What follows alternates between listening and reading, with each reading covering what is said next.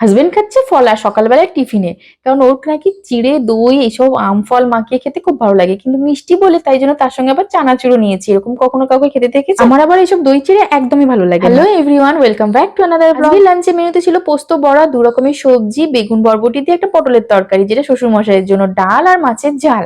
আর হাজবেন্ডের জন্য করেছিলাম একটু চিকেন, যেটা আমিও খেয়েছিলাম। যা গরম পড়েছে তাই একবারে রুটি খাওয়ার জন্য করেছিলাম, সেটাই ভাতের সাথেও দিয়ে দিয়েছিলাম, কারণ দুবার করে রান্না করার মতো এনার্জি আমার আর এখন এই গরমে নেই। যদিও এটা বেশি রুটির সাথে যায়, কিন্তু ভাতের সাথেও মন্দ যায়নি, ভালোই লাগছিল খেতে, কারণ নামটা যে চিকেন। সন্ধ্যেবেলায় হঠাৎ করে এসেছিল ভাগনা ভাগ্নি, আরে দেখুন ওদেরকে দেখেই আমার ছেলের তো আনন্দে আত্মহারা। ও দিদিভাইকে পেলে আর কিছু চেনে না, সারাক্ষণ দিদিভাই দিদিভাই। আর চলে গেলে কি মন খারাপ হয়ে যায়, কি কান্নাকাটি করে ছেলে। আর এই দেখুন ভাগনাটাকে, মনে হচ্ছে এই তো সেদিন হলো, আর এত তাড়াতাড়ি হাঁটতেও শিখে গেল, বড় হয়ে গেল কতটা, এখন আবার বড়দের সাথে খেলতেও শিখেছে। অ্যাপলো থেকেই বইটা দিয়েছে হাজবেন্ডকে ছেলের জন্য, কারণ এত জিনিস আনা হয়, তাই ন্যানগ্রো থেকেই বইটা ছেলেকে দিয়েছিল।